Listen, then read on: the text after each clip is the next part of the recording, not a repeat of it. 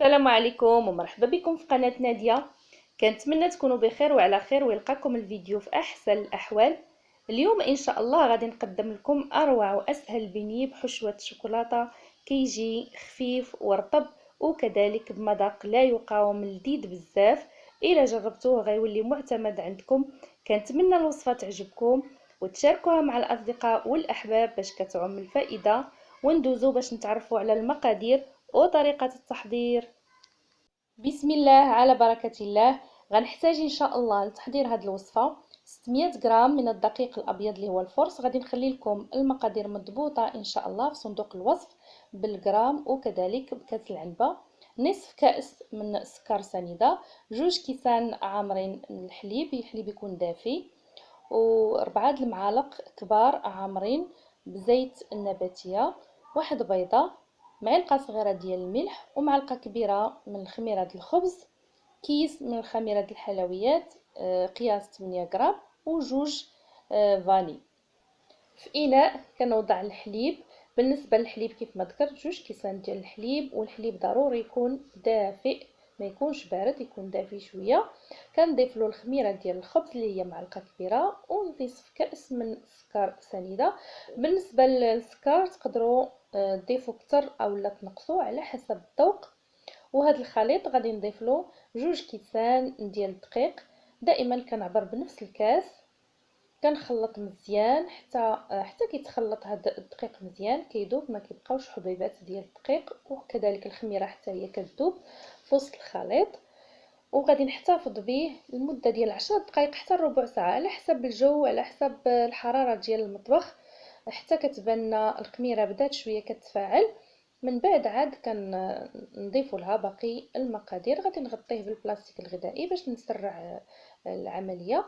ومن بعد كيف ما كتشوفوا، من بعد ما دازت ربع ساعه، الخليط كيرجع على هذا الشكل.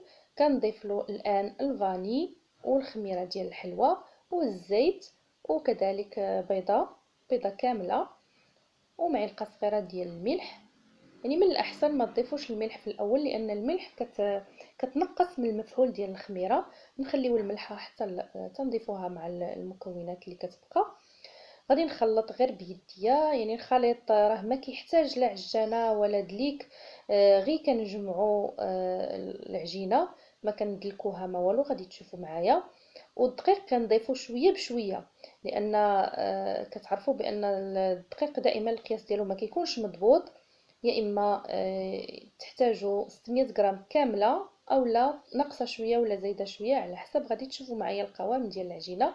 بالنسبه للعجينه ديال هاد البني ما تكونش ثقيله، ما يعني ما كتكونش قاصحه، وما تكونش خفيفه بزاف، ما كتكون شويه كتلتصق باليد. فهي ما تكونش خفيفه عاود بزاف، لان باش ملي تجيو تطلقوها ما تعذبكمش بزاف. غادي تشوفوا معايا ان شاء الله.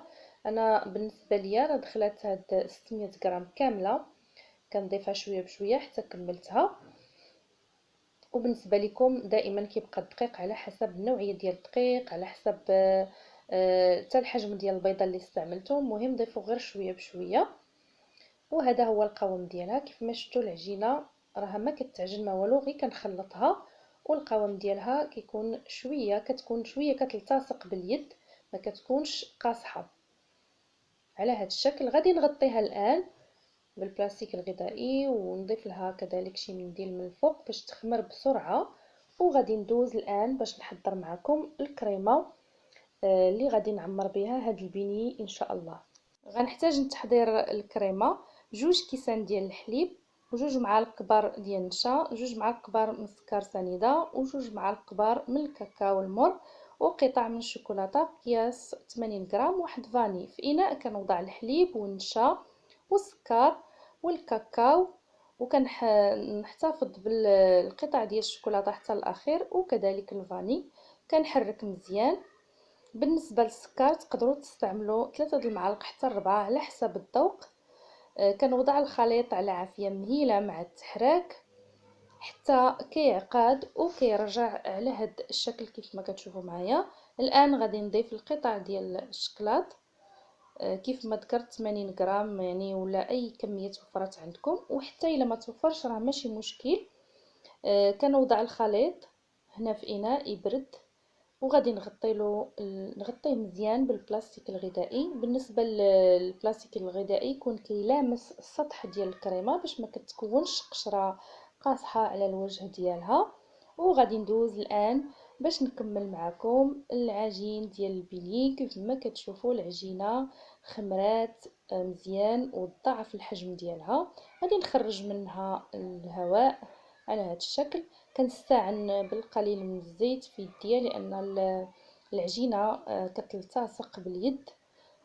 غادي نوضعها الان على سطح الامل وغادي نجمعها، ما غاديش نعجنها غير غنجمعها. وغادي نرش مزيان الدقيق، عاد غادي نطلقها لان كيف ما كتشوفوا العجينه راه هي خفيفه شويه كتلتصق. ضروري نستعنوا بالدقيق. كل ما كانت العجينه خفيفه شويه على هذا الشكل، كل ما كيجي البني حتى هو خفيف ومهوي وخاوي من الوسط، وفي نفس الوقت ما كيشربش الزيت نهائيا، يعني كيجي ناشف كانه ما مقليش في الزيت. بالنسبه للعجينه قبل ما نقطعوها خصنا نتاكدوا بانها ما لاصقاش من التحت ونرشوا الدقيق عاد نبداو في التقطاع ديالها، لان الا قطعناها وهي لاصقه على سطح العمل هذاك القياس اللي كنقطعوه كيتقلص من بعد وما كيبقاش محافظ على الشكل ديالو. لذلك نتاكدوا مزيان بان العجينه ما لاصقاش على سطح العمل. نرشوا الدقيق مزيان عاد نقطعوها. وبالنسبه لهاد العجينه اللي كتبقى حتى هي كنعاودوها وكنوليو حتى هي نقطعوها من جديد. كنوضع هاد الدوائر اللي شكلت، نفرشوا منديل ولا ورق الطبخ اللي توفر عندكم وكنحطوها على هذا الشكل. وغادي نغطيها ونحتفظ بها حتى كيخمروا. عاد غادي ندوز ان شاء الله باش نكمل معكم الوصفه. من بعد ما خمر البنيه وضعت الزيت كيف ما كتشوفوا في المقلاة حتى كتسخن مزيان. ضروري الزيت يكون سخون مزيان. عاد كنوضعوا البنيه هكا تنبداو نرشوا الزيت شويه بشويه. صراحه راه كيتنفخ بلا ما نرشوا الزيت، ولكن غير انا كنساعد نساعدهم هكا باش يتنفخوا بسرعه. ما هما راه كيتنفخوا غير كيتحطوا في الزيت سخونه كيتنفخوا. كنبداو نقلبوهم لان بسرعه كيطيبوا. ما نحاولوش نغفلوا عليهم، كنبقاو واقفين عليهم هكا كنقلبوهم حتى كيتحمروا. كنحصلوا على اللون اللي حنا بغينا. كاين اللي كيبغيو محمرين مزيان وكاين اللي كيبغيهم شويه على حساب الذوق.